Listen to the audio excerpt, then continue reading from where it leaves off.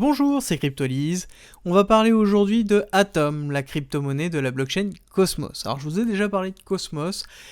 Pour moi, c'est un projet qui est un petit peu sous les radars et qui pourtant est vraiment un des leaders à l'heure actuelle des layers d'interopérabilité. D'accord, ils ont un SDK qui est assez accessible et qui permet notamment de développer des blockchains en utilisant la couche de Cosmos sur la sécurité, sur l'interopérabilité. Donc on est vraiment dans une schématique qui permet de construire des applications sur lesquelles on va avoir quasiment aucun problème d'interopérabilité, ou en tout cas de moins en moins, et c'est quelque chose qui existe depuis déjà un certain temps et qui a été prouvé, et des gros projets sont développés sur Cosmos et sur le SDK de Cosmos. Je vous ai présenté notamment le projet Axelar, qui est un projet qui n'est pas encore lancé, qui est une API d'interopérabilité.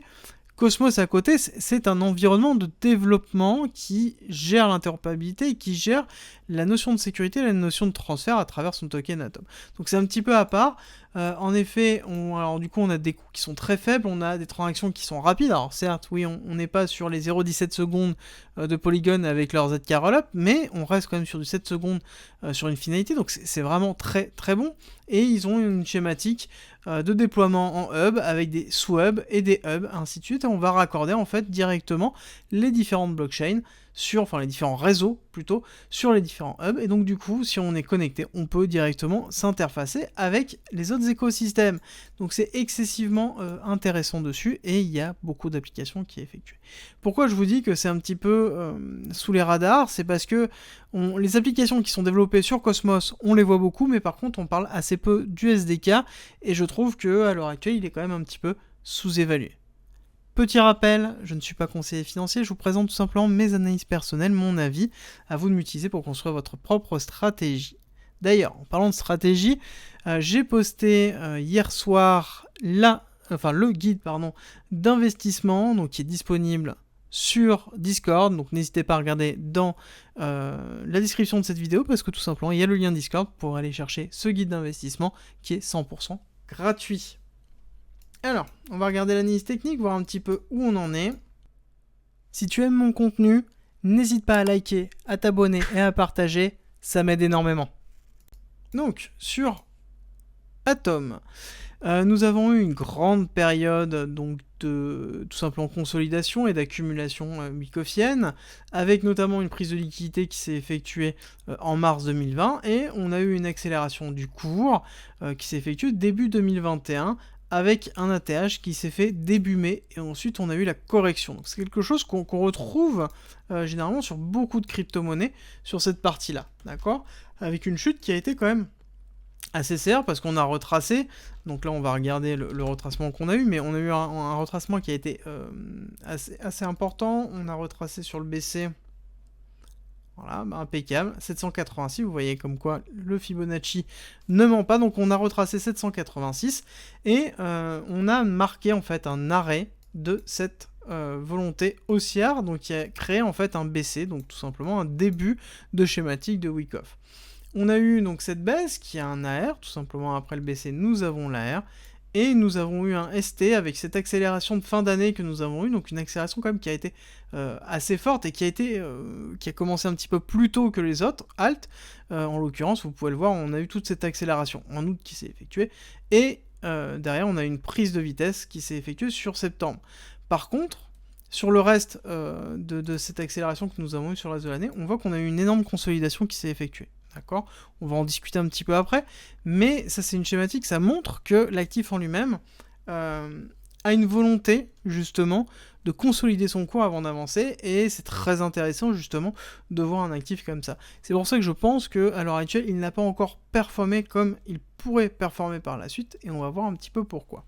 Alors, au niveau de la schématique globale, pour continuer, nous avons eu donc ici un ST qui s'est formé, un ST qui a pris le BC, donc en l'occurrence le buy-in climax. Le second test a justement pris la liquidité du buy-in climax, donc on est dans une schématique de réaccumulation.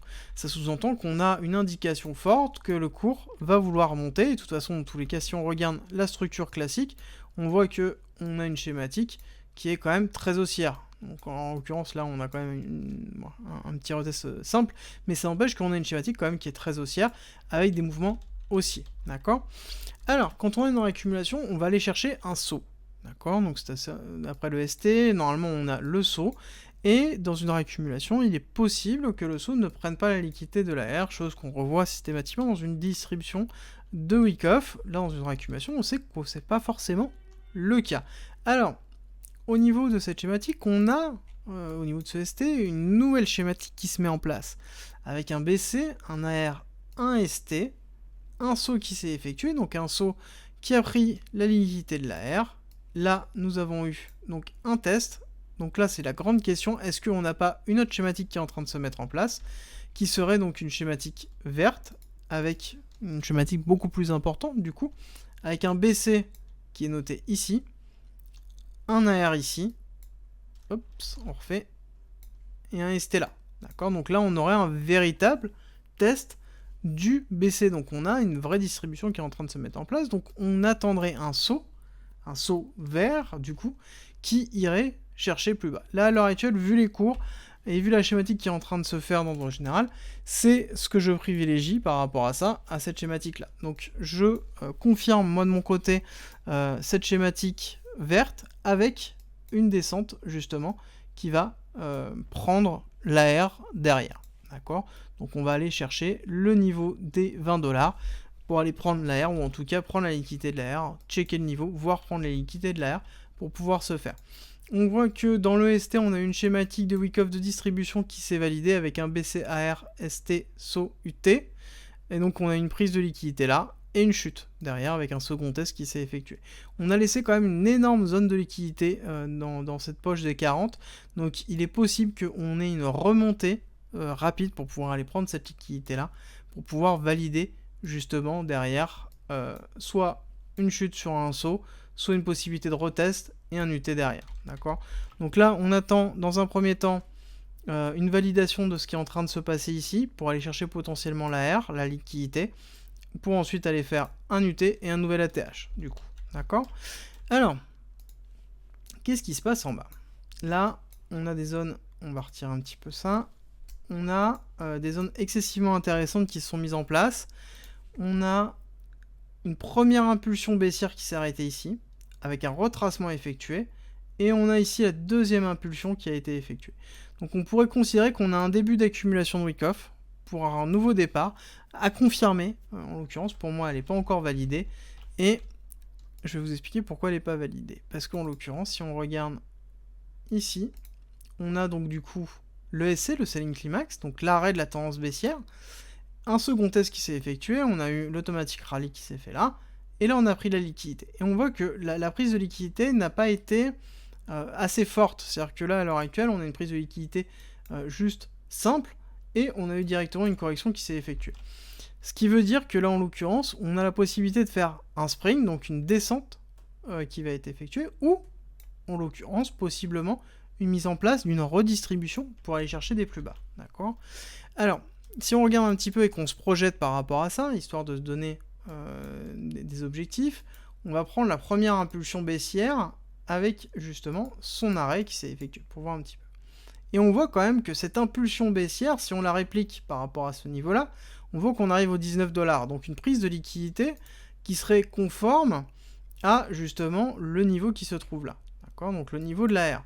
Alors si on regarde, on continue un petit peu notre schématique habituelle, de rechercher des concordances au niveau des différents niveaux. On voit que hop, on n'a pas forcément de niveau par rapport à cette poussée-là, donc ça veut dire qu'on n'est pas dans une schématique simple, on va être dans une schématique entière, donc on va prendre tout simplement un retracement du plus bas au plus haut pour voir un petit peu ce qui se passe, et on voit qu'on a un 618 qui est un tout petit peu en dessous, avec justement ici des zones fortes de liquidité, donc avec potentiellement un inducement.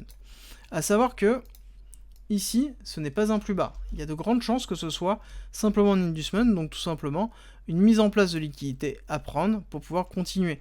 Et en l'occurrence, ça nous validerait justement cette schématique de Wyckoff avec un saut qui descend aux 19$, fait une encarde, justement une mèche tout simplement pour aller prendre la liquidité de ce point ici, valider le 618, pardon, donc le nombre d'or, enfin en tout cas le ratio du nombre d'or, parce que le nombre d'or c'est 1,618, et du coup on a les ratios qui sont 0,618, 2,618, 3,618 et ainsi de suite. et ensuite pouvoir faire une schématique de départ pour aller nous faire un nouvel ATH. En l'occurrence, c'est pour ça que je vous ai validé cette spot zone à partir de 20 avec possiblement plus bas parce qu'on voit que l'extension se trouve à 1,618, se trouve à 8,85$. 8,85$, c'est quoi? 8,85$, c'est des points de liquidité qui se trouvent un petit peu plus bas avec ici un premier point, un deuxième point qui se trouve là et une schématique orange avec potentiellement un check de l'AR qui serait là. D'accord? Donc ce que je vous ai expliqué un petit peu tout à l'heure. Donc on aurait une schématique d'une volonté de descendre un peu plus basse et limite ce serait cohérent par rapport à une schématique globale. Alors, concernant Elliott, on peut avoir justement une schématique assez simple et qu'on revoit un petit peu continuellement en ce moment avec une grande vague 1 ici, une vague 2 du coup qui validerait justement le grand 786 avec une continuité de baisse, qui nous validerait justement cette schématique là, et qui globalement pourrait nous amener, si on fait une continuité de tendance sur la totalité avec une projection par exemple à un check sur le 786, qui pourrait nous amener justement un atome à quand même sur le 1,618 à 81$.